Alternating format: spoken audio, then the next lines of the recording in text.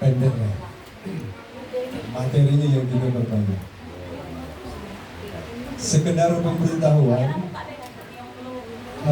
seirama dengan cuaca pada malam hari ini hujan. Dan hujan ini lama dinanti-nanti. Kata sebagian orang, alhamdulillah turun hujan, mari sama-sama kita bersyukur. Nah ini ketimpangan ya. Ini ada ketimpangan. Seharusnya dikasih panas bersyukur, dikasih hujan bersyukur. Jangan cuma hujan baru bersyukur, giliran panas tidak bersyukur. Karena semuanya itu adalah minallahi ta'ala. Pernyataan saya ini itu bagian dari statement yang sekaligus menjadi tanda tanya besar bagi kita semua. Itu yang pertama. Kemudian yang kedua, kita mencoba mengungkap ya, di dalam Al-Quran setelah surat Al-Fatihah kemudian meningkat ke surat apa namanya? Surat Al-Baqarah ya. Apakah selama ini kita bertanya kepada diri sendiri, kenapa Al-Baqarah? Ini sekedar untuk pembuka saja sedikit ya. Al-Baqarah itu di dalam kamus bahasa Arab artinya sapi betina. Dari dulu saya punya tanda tanya besar, alangkah kecil gawi Allah itu ngurus sapi betina. Taruhnya pula di dalam Al-Quran.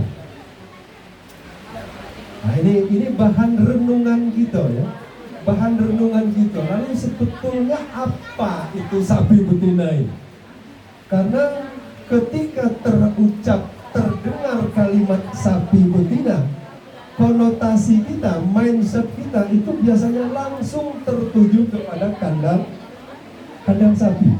Betul apa betul? Padahal pasti ada maksud dan tujuan besar. Allah memberi nama sebuah surat dengan nama Al-Baqarah. Ini pembuka yang kedua ya. Jadi selanjutnya, secara substansi, secara umum para nabi dan para rasul, ini kelanjutannya supaya kita juga menggunakan tidak hanya sekedar intelektual berpikir kita, tetapi kita juga mengedepankan intelijensia kesadaran kita. Secara umum, para nabi dan para rasul memiliki 3 mukjizat secara garis besar. Kalau boleh saya tanya, mukjizat Nabi Muhammad Pak Ustaz, apa di antaranya? Apa? Al-Quran. Mukjizat Nabi Musa? Boleh? Apa? Taukat jadi ular. Nah, mantap. Mukjizat Nabi Nuh? Boleh tunjuk buat perahu. Baik ya. Itu tentang keistimewaan yang dipublish istilahnya kepada khalayak umum. Tetapi sebetulnya substansi diturunkannya para nabi dan para rasul itu hanya untuk mengurusi 3 hal. Apa itu? Yang pertama, ini bukan hanya Nabi Isa saja ya. Kalau saya sebut itu jangan kita bawa, wah ini hanya Nabi Musa. Tidak, semua para nabi dan para rasul secara garis besar dititipi mukjizat. Yang pertama, bisa menyembuhkan penyakit kulit. Kalau saya sebut penyakit kulit, kebanyakan orang menilai atau menerjemahkan wah ini palung, kubis, kurap, dan lain-lain. Okay? Ini harus kita bedah sedikit pada malam hari ini. Kemudian mukjizat yang kedua secara umum para nabi dan para rasul itu adalah menyembuhkan buta, penyakit buta. Nanti kita telusuri. Dan ini adalah bahan perhitungan sesuai dengan cuaca, turun hujan dari apa? Turun hujan ini dari mana? Dari langit. Betul. Saya bukan sombong ya, saya beberapa kali naik pesawat. Kayaknya pesawat itu di atas awan. Di atas awan itu tidak pernah lagi ada hujan. Berarti hujan turun dari awan. Oke ya. Nah ini bahan renungan juga loh. Betul ya? Ayo yang betul itu hujan turun dari langit apa hujan turun dari awan? Ini secara saintifik bahwa ternyata hujan turun dari awan. Oke. Ya. Ini mau kita luruskan nanti ya. Oke. Mukjizat yang kedua tadi adalah para nabi diberi keistimewaan mampu menyembuhkan penyakit buta. Nanti kita telusuri. Oke, langsung yang ketiga. Mukjizat yang ketiga adalah menyembuhkan atau menghidupkan orang mati. Betul ya? Betul. Ini secara di dalam sejarah seolah-olah menghidupkan orang mati itu hanya pada Nabi Isa alaihissalam. Kita bedah satu persatu. Baik, apakah betul yang dimaksud dengan penyakit kulit itu adalah panu, kudis, kurap, apalagi dan lain sebagainya ya? Para nabi dan para rasul tidak pernah kursus, tidak pernah sekolah, tidak pernah basic pendidikannya itu AM-Cup misalkan, atau menjadi seorang dokter untuk menangani spesialis tentang kulit. Tidak. Lalu apa yang dimaksud dengan penyakit kulit di dalam mukjizat ini? Nah ini mohon maaf dalam kesempatan yang berbahagia ini, karena ini sudah akhir zaman, maka ini perlu kami sampaikan ya, sebagai salah satu duta dari para mujadid akhir zaman. Ini perlu kami luruskan. Apa yang dimaksud dengan penyakit kulit? Yes, ya. Membaca Al-Quran kulitnya saja, melaksanakan ritual ibadah kulitnya saja, sholat tahajud kulitnya saja, amal-amal soleh kulitnya saja.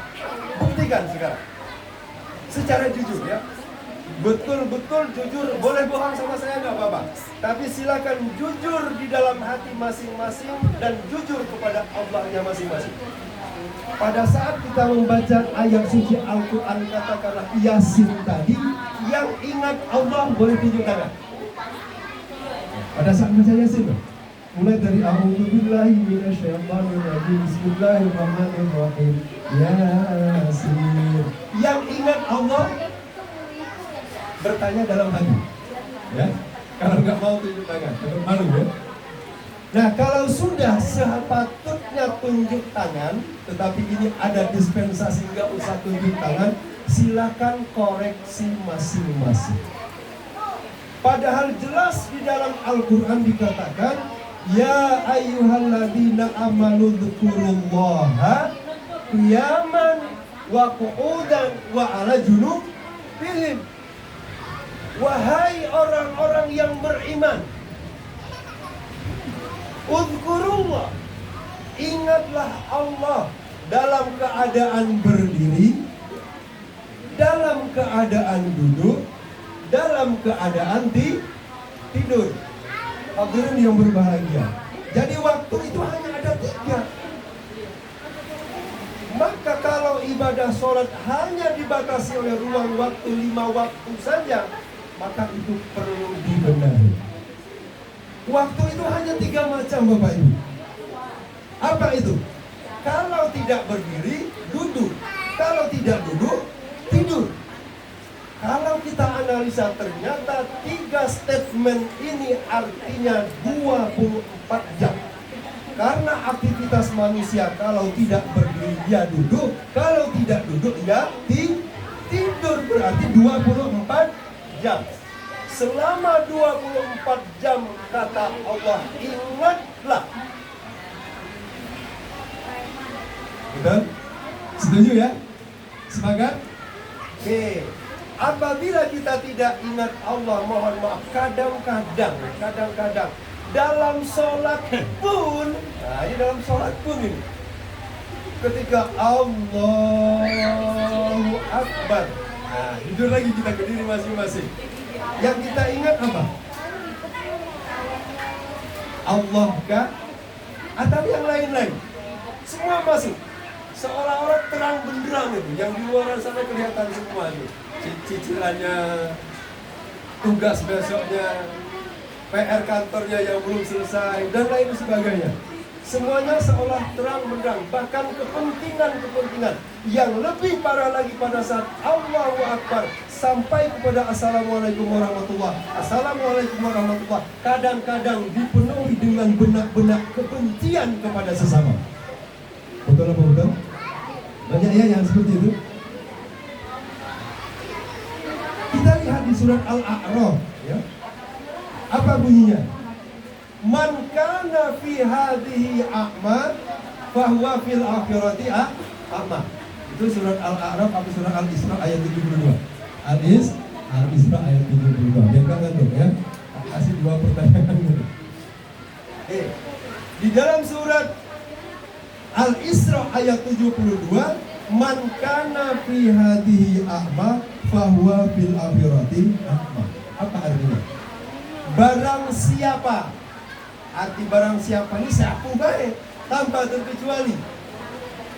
Barang siapa yang di dunia ini buta, tidak kenal Allah, maka di akhirat nanti juga tidak akan kenal Allah dan tidak akan tahu siapa Allah, dan tersesat sesesat-sesatnya. Wa adallu sabil. Ini kata Al-Qur'an, bukan kata saya. Cuman mungkin mohon maaf karena kita selama ini terlalu sering membaca Al-Quran sampai ini terlupakan. Termasuk rutinitas pembacaan surah Yasin. Padahal surah Yasin itu kalau betul-betul kita ingat Allah, kan jelas. Wa idza dzukirallahu wajilat qulubuhum. Apabila dibacakan ayat Allah, apabila disebut ayat Allah, wajilat qulubuhum, bergetar hatinya.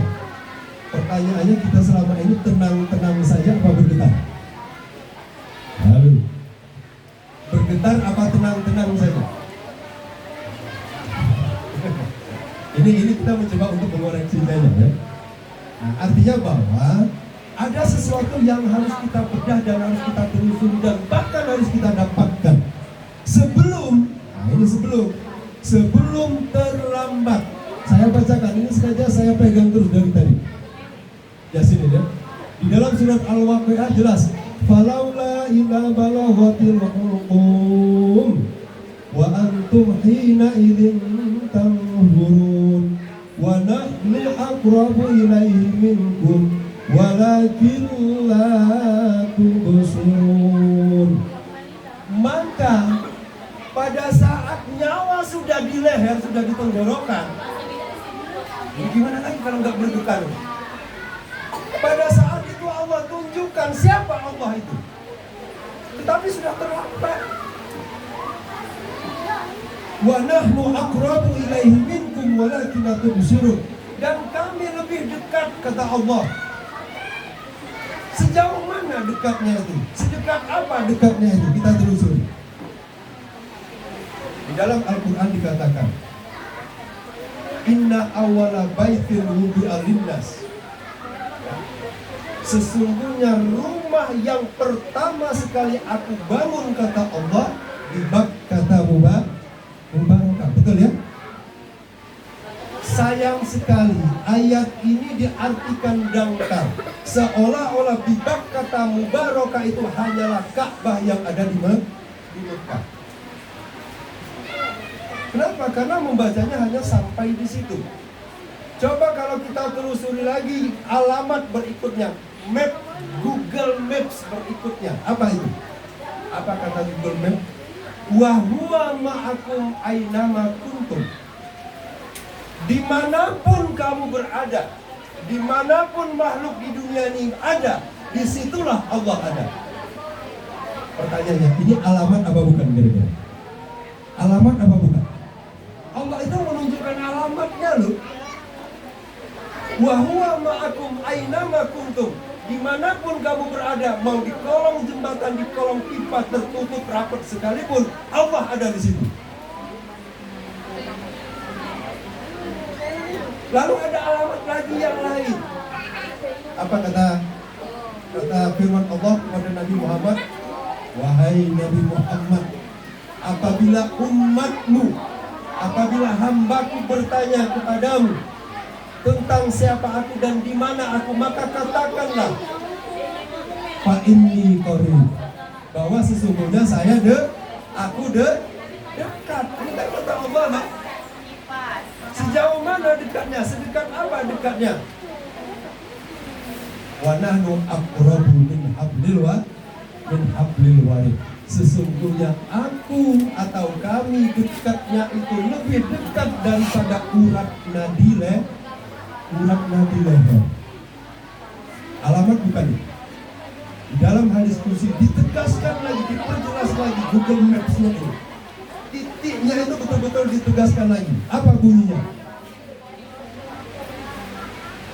Qalbul mu'mini baitullah.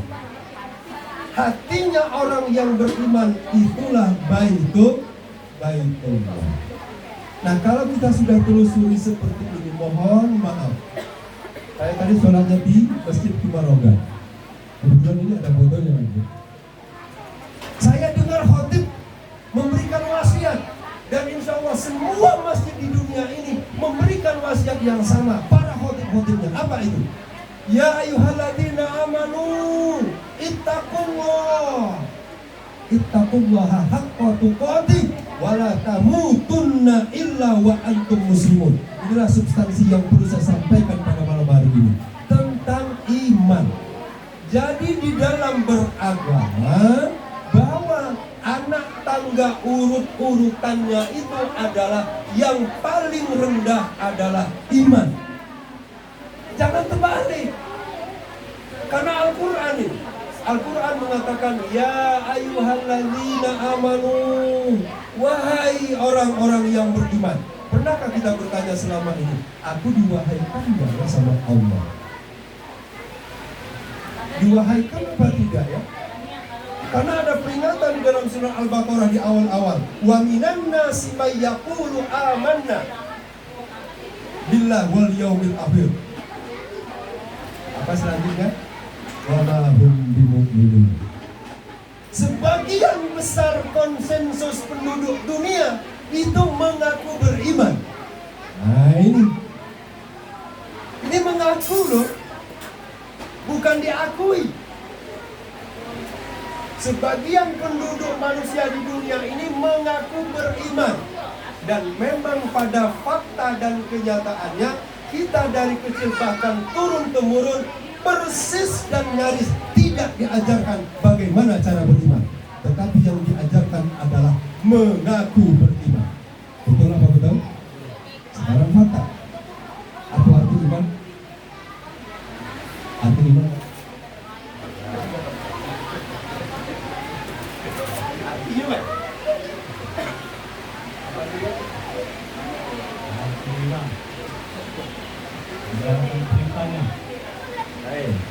Ya, jadi biar tak ngantuk Mas Ratu. Siap-siap yang lain kita dapat pertanyaan. Siapa tahu kan dapat amplop 100.000 kan yang bisa jawab. Oke. Secara umum orang menjawab iman artinya adalah percaya. Anak TK. Coba. Dek. Ini apa arti iman?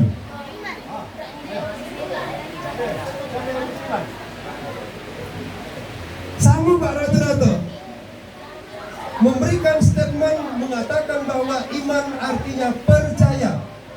Bayangkan kita yang sudah usia, ada yang sudah hampir sampai kepada alamatnya, kok mengetahui iman itu masih sebatas percaya? Apa tidak mau naik kelas gitu loh? Apa nggak mau meningkat gitu loh keagamannya? Iman itu jelas tasdiqum bil qalbi wa iqrarun bil lisan wa amalun bil arkan. Selaras, seirama, satu frekuensi antara hati, pikiran, perkataan dan perbuatan. Itu iman. Nah, pertanyaan, kita sudah membenarkan belum dari hati selama ini? Bagaimana kita bisa membenarkan iman itu kalau kita sendiri belum tahu siapa yang kita sembah? Boleh saya tahu? Kita selama ini sholat apakah 5 waktu, apakah tahajud atau ibadah dan sholat dan lain sebagainya, itu yang kita sembah atau alamat ibadah yang kita lakukan itu dialamatkan ke siapa? Ada yang bisa jawab? Untuk siapa? Untuk siapa? Untuk diri sendiri. Nah, baik.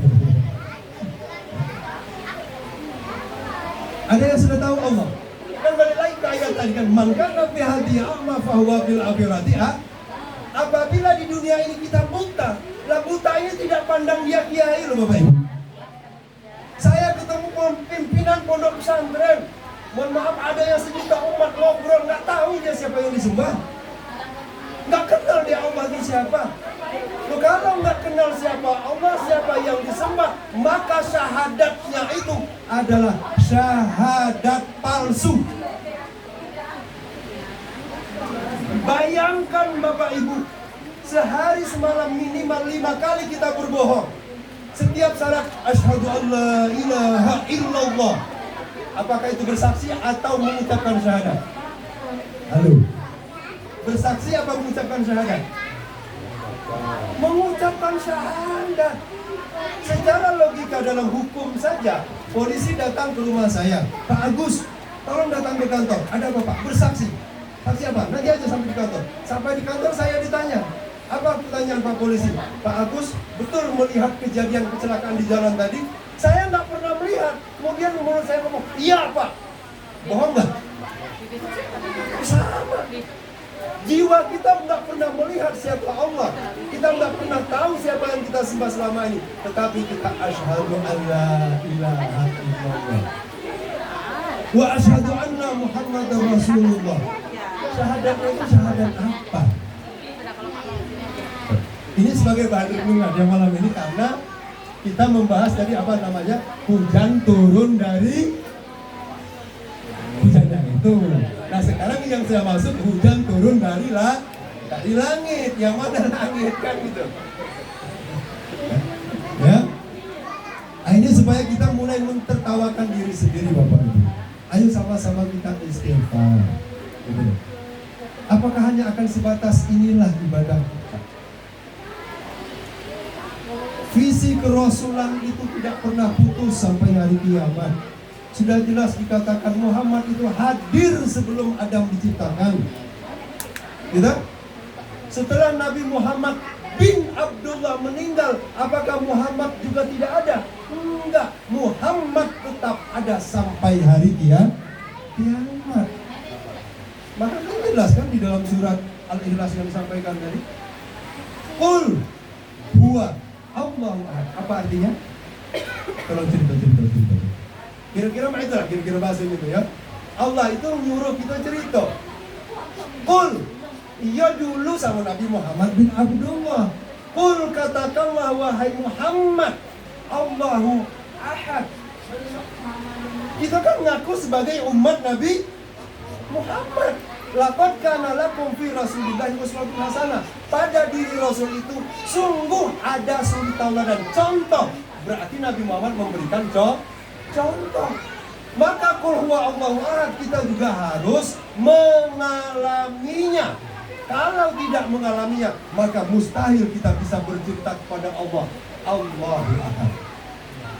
Kalau kita tidak bisa cerita, wajar terjadi sampai hari ini perang tidak berkesudahan antara Palestina dengan Israel. Coba kita lihat sekarang. Dari mana kita mengambil napas? Kita mengambil napas kan dari sini kan? Betul? Dari ruang kosong ini, betul? Mengambil napas dari sini kan? Mengeluarkan napas kemana? Ternyata sama Pak. Manusia di dunia ini mau satu darah, mau saudara sekampung, se-RT, mau se-kabupaten, se-provinsi, se-Indonesia, bahkan sedunia, semua sama menghirup udara dari sini dan mengeluarkan udara ke sini. Maka kita disebut dengan saudara. Apa arti saudara? Sing Jawa jenenge saudara. Bahasa Jermannya seudara. Satu atmosfer. Lalu kalau kita satu saudara berarti inilah yang dikatakan ahad. Allah itu esa. Betul? Benar ya? Nah, pernah terasa? Kalau ngomong yang aslinya udah terasa, Pak. Ya, tahu-tahu lah jam 9. Nah, mau lanjut dah ini?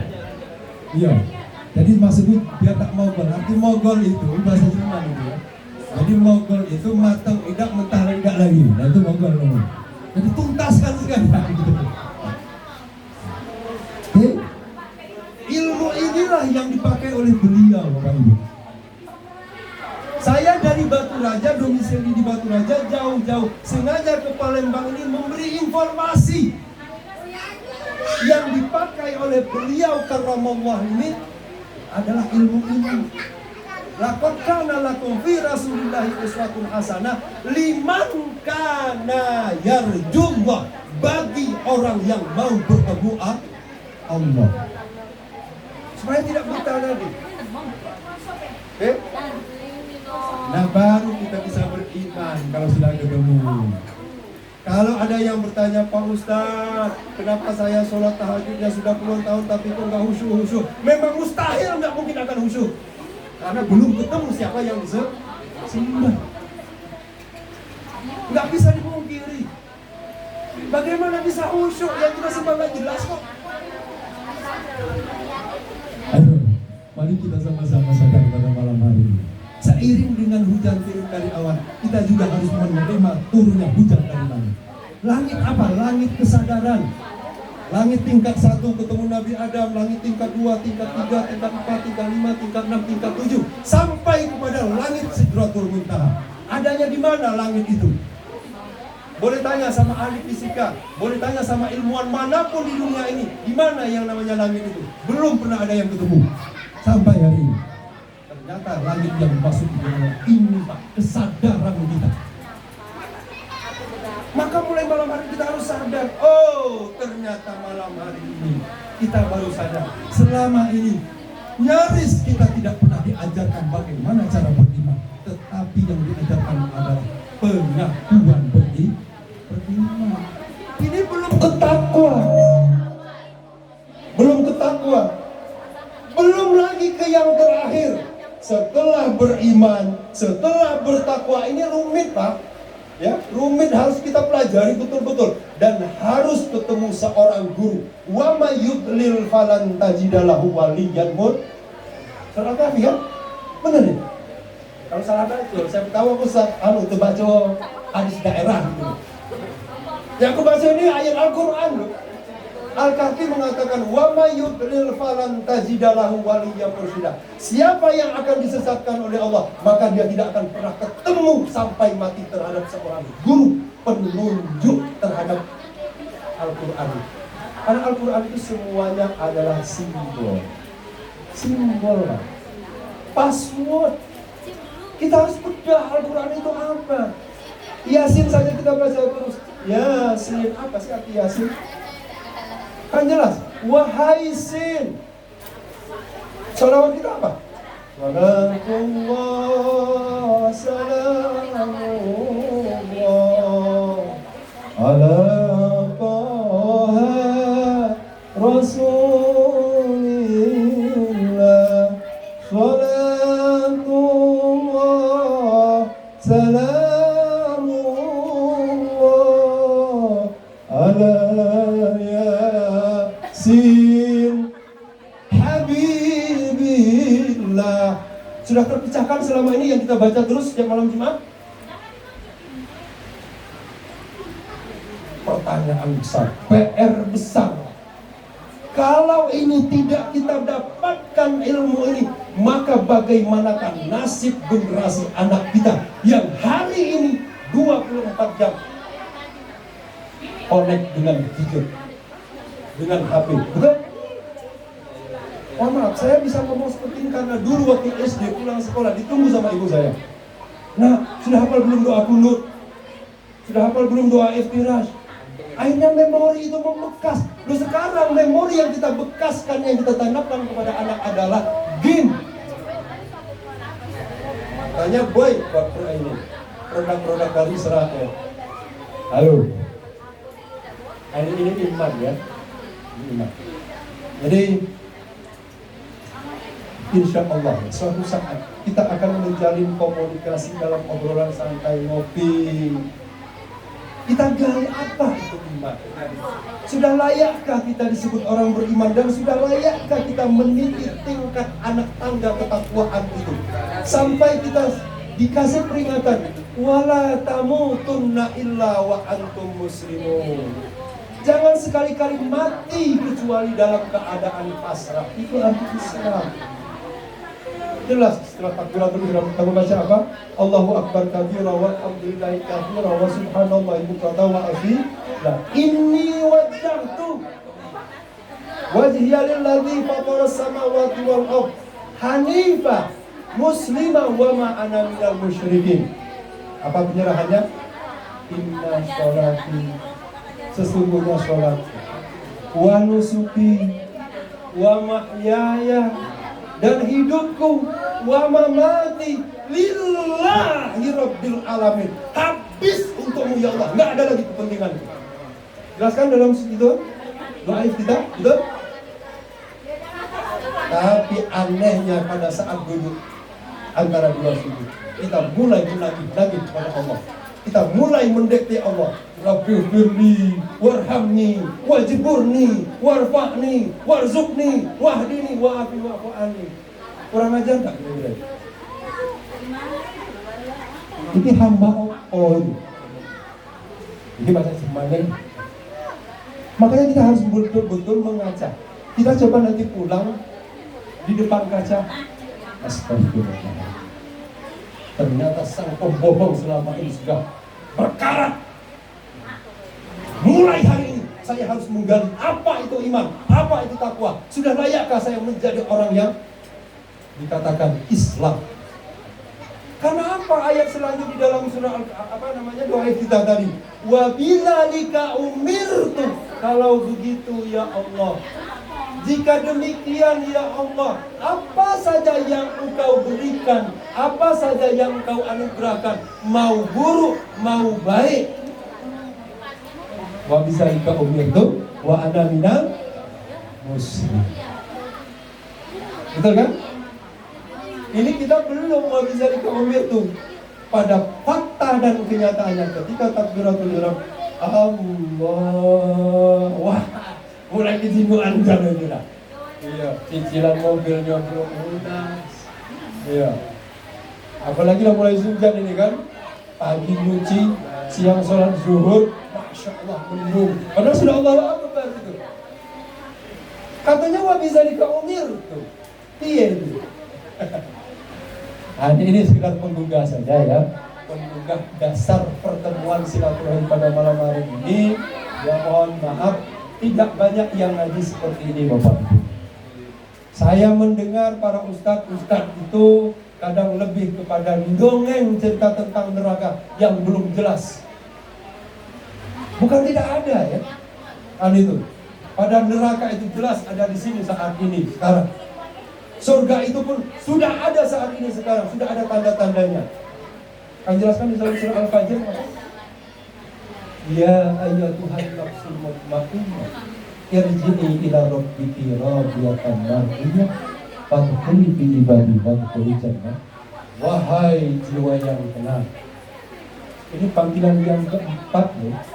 Setelah panggilan sholat, panggilan anasir. Apa panggilan anasir ini? Yang melekat ke tubuh kita, apakah dia berupa beras? Itu harus dilepas itu. Kepentingan ego kita, berhala kita selama ini harus kita lepas. Itu panggilan anasir. Kemudian yang ketiga panggilan apa? Wa minha khalaqnakum wa fiha nu'idukum wa ilaiha nuhrijukum taratan ukhra. Itu panggilan yang ketiga. Lalu panggilan yang terakhir, ya, setelah yang ketiga tadi innalillahi wa inna ilaihi raji'un, baru panggilan yang terakhir, ya ayyatuhan nafsul mutmainnah. Ini enggak di dalam doa tahlilan. Kadang-kadang kita seenaknya saja kan doa, ya ayyatuhan nafsul mutmainnah ila rabbiki radiyatan mardiyatan wa nurun. Amin. Jelas matinya kadang-kadang habis dari minum. Ini nafsul mutmainnah yang mana ini? Jiwa yang tenang yang mana?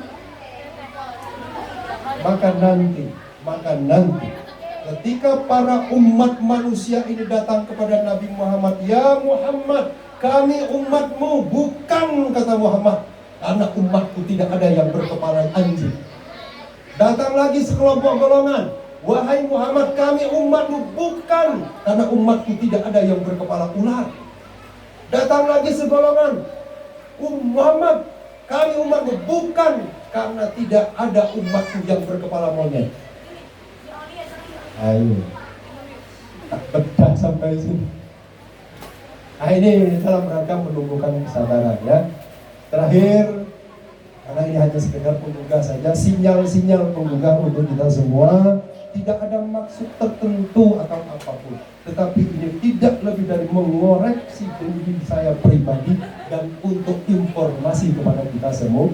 Nah, siapa tahu yang selama ini sudah membaca Al-Quran tetapi hanya terlewatkan saja, gitu kan?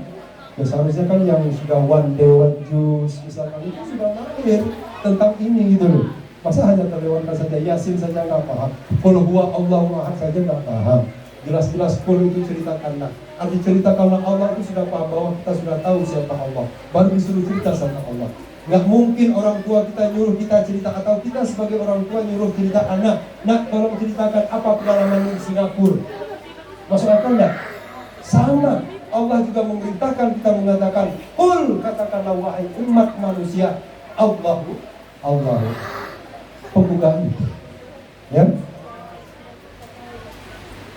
Cukup? Tadi Bapak sudah pesan 20 menit lagi, ini korupsi 10 menit. Ya, insya Allah di lain waktu kita akan ngobrol lebih intens lagi lah, ya, terkait hal ini. Kita jangan termasuk para orang-orang yang menipu umat.